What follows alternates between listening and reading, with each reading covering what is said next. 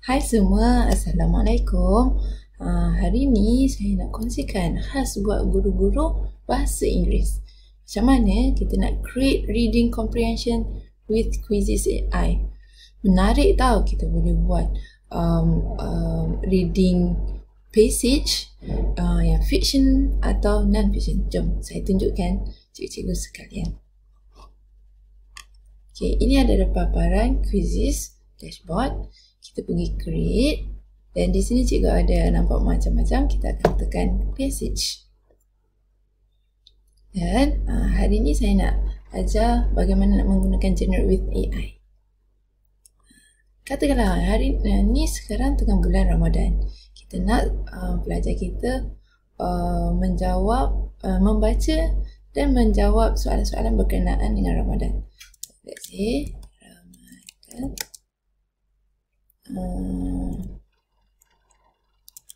Blessing month.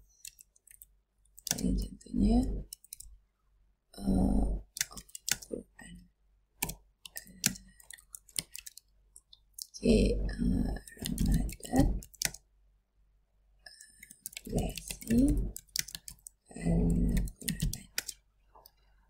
Lepas tu kita kali ni saya tunjukkan macam mana buat fiction. Murid ni cikgu boleh pilih, saya nak try pilih untuk third grade. Okay, generate passage. Kalau fiction dia tak ada source lah.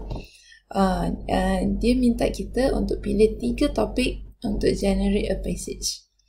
Sama ada nak comprehend text ke, meaning ke. So saya pilih yang ni. Dan kita tekan go. Dia ambil masa sikit lah. 1, 2, 3, 4, 5. Tada! Okay. Dia masa untuk menghasilkan satu teks. Dan AI akan generate soalan berdasarkan passage tersebut.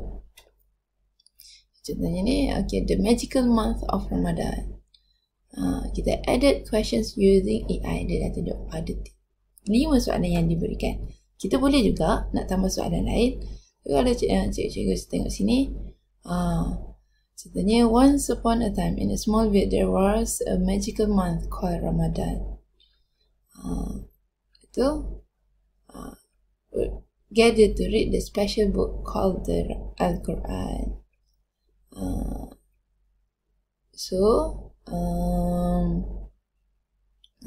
Banyaklah.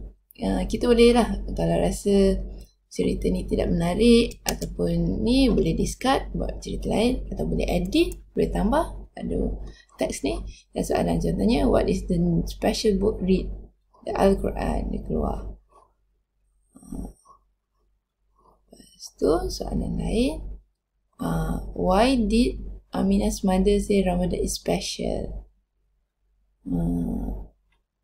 So adalah kita juga boleh, kalau rasa ni yang mana paling tepat, murid-murid kena tengok berdasarkan teks. Betul tak? Dan macam-macam lagi. Kalau cikgu nak tambah soalan, boleh tambah add. Bolehlah tambah buat soalan sendiri. Okay, kita publish. Contohnya publish subject English grade tadi. Grade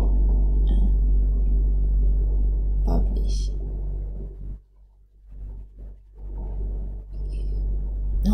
Sekelip mata je dah siap dah.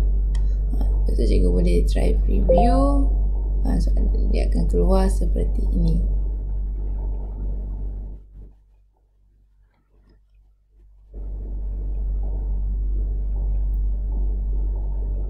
Dia akan beri teks di sebelah kiri dan soalan di sebelah kanan. Dia akan baca, boleh annotate. Nampak tak, kita boleh annotate name Amina. Annotate. Tak keluar pula sini. Line saya slow kot. Okay? Menarik. Selamat mencuba. Bye.